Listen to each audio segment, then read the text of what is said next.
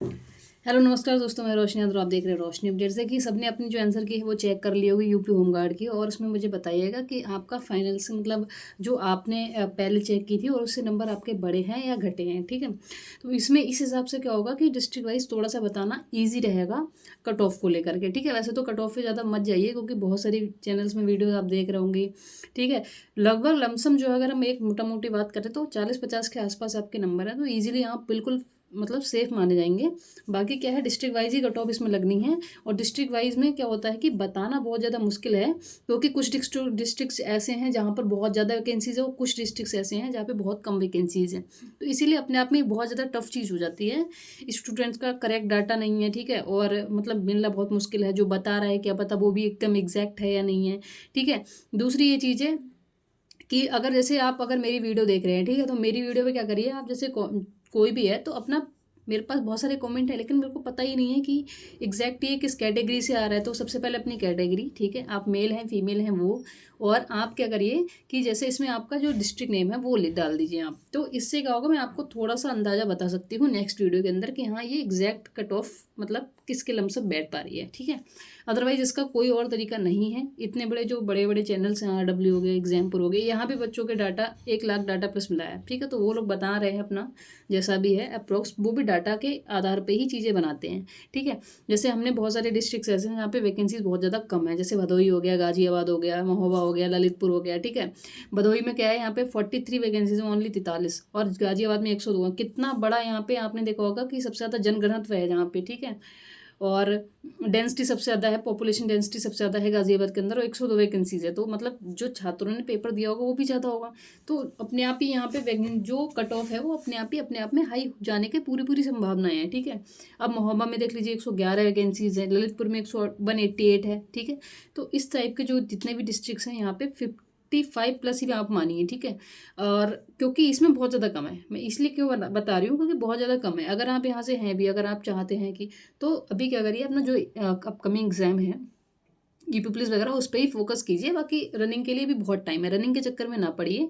अगर आपने जीवन में कभी रनिंग नहीं करी, आप कभी ग्राउंड पे नहीं गए, तो आप कर लीजिए, उसके लिए कोई दिक्कत नहीं है।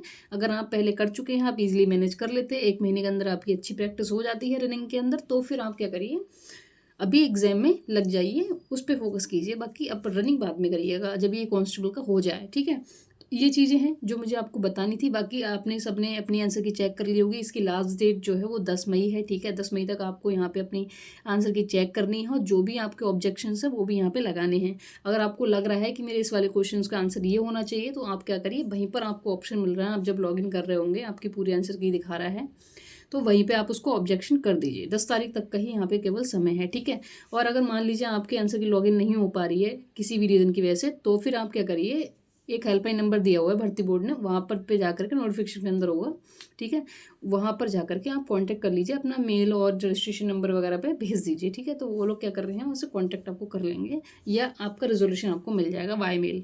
ठीक है, तो ये सारी चीज़ें हैं। अब देखिए बहुत सारे जैसे लखनऊ है, लखनऊ में भी आपकी जो है मेरिट वो ज़्यादा जाने की संभावनाएं हैं। कानपुर हो गया, कानपुर नहीं, यहाँ पे सॉरी कम जाने की संभावना है। कैसे कि यहाँ पे वैकेंसीज बहुत है, ज़्यादा वाले तो मैंने आपको बता दी, महोबा हो गया, ललितपुर हो गया। ठीक है, अब देखिए कानपुर में 1947 वैकेंसीज है, और लखनऊ में 1371 है। ठीक है, प्रयागराज में 1219 है, और आगरा में 1232 है। तो ये बहुत ज़्यादा जो है, चार जो बड़े नगर हैं। ठीक है, और यहाँ पे वैकेंसी भी बहुत ज़्यादा है।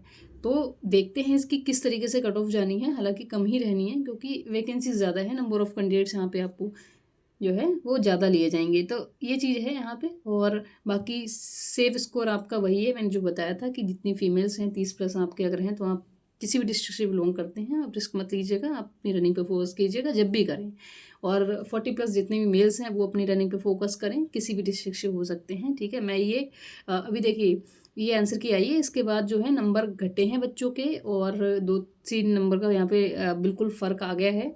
और दूसरी चीज़ ये है कि मतलब इसमें क्या है, जैसे दूसरी चीज़ ये है कि जितना भी जो 2 दिन 3 दिन पेपर चलाया, 25, 26, 27 को, उसमें 2-2 शिफ्टें हुई थी, यानी 6 शिफ्टों में आपका एग्जाम हुआ था। तो यहाँ पे ये चीज़ कंफर्म हो जाती है कि आपको नॉर्मलेशन यहाँ पे मिलने वाला है। ठीक है, और सबसे ज़्यादा नॉर्मलेशन किसे मिलेगा, ये चीज़ डिपेंड करेगी कि कौन सा पेपर सबसे ज़्यादा टफ था। 25 वालों को लग रहा है 25 वाला टफ था। ठीक है, 26 वालों को लग रहा है 26 वाला टफ था, 27 वालों को लग रहा है 27 वाले का, हाँ वाला टफ था, ठीक है। तो ऐसे डिसाइड नहीं हो सकता, मतलब सबको अपना पेपर टफ लगता है। मैं ये नहीं कहूँगी बिल्कुल भी कि किसका पेपर टफ था, मेरे ख्याल से सारे ही पेपर अपने आप में टफ थे। और ये चीज़ डिसाइड करेगा कि नंबर ऑफ कैंडिडेट्स ने किस तरीके से आंसर को, मतलब कितने क्वेश्चन अटेम्प्ट किए हैं सही, और उस शिफ्ट को क्या है ईजी मान लिया जाएगा। और जिसमें नंबर ऑफ क्वेश्चन ज़्यादा कम हुए हैं, बच्चे ने ज़्यादा अटेम्प्ट नहीं कर पाए हैं, ठीक, तो उसको टफ मान लिया जाएगा, हार्डेस्ट शिफ्ट मान लिया जाएगा। तो इस हिसाब से आपको नॉर्मेशन स्कोर आपको मिलेगा 3, 4, 5, 7 इस तरीके से नंबर आपके बढ़ सकते हैं। और 25 का, जिनका 25 तारीख को था उनका तो डेफिनेटली बढ़ेगा, तो कमेंट कर दीजिएगा 25 तारीख से आप कौन कौन है और किस किस के कितने कितने नंबर बन रहे हैं, ठीक है। तो पहली चीज़ ये हो गई। और बाकी 25 वालों तो कंफर्म ही मिलना है। अगर आपके 25 वालों को भी कम मार्क्स बन रहे हैं तो आप डेफिनेटली रनिंग शुरू कर दीजिए, क्योंकि आपको नॉर्मेशन में मिलने वाले हैं। और आपने डीएल वगैरह लगा रखा है, आपके पास एसएससी का सर्टिफिकेट है, ठीक है, तो उसमें भी आपको यहाँ पे नंबर्स इंक्रीज़ होंगे आपके। तो अभी देखिए यूपीएससी का जो रिज़ल्ट आया है, ठीक है, तो उसमें क्या हुआ है, परसों जो रिजल्ट आया है उसमें आपने देखा है किस तरीके से, मतलब इतनी हाई कट ऑफ चली गई है, 370, 369 प्लस बॉयज़ की जनरल की गई है।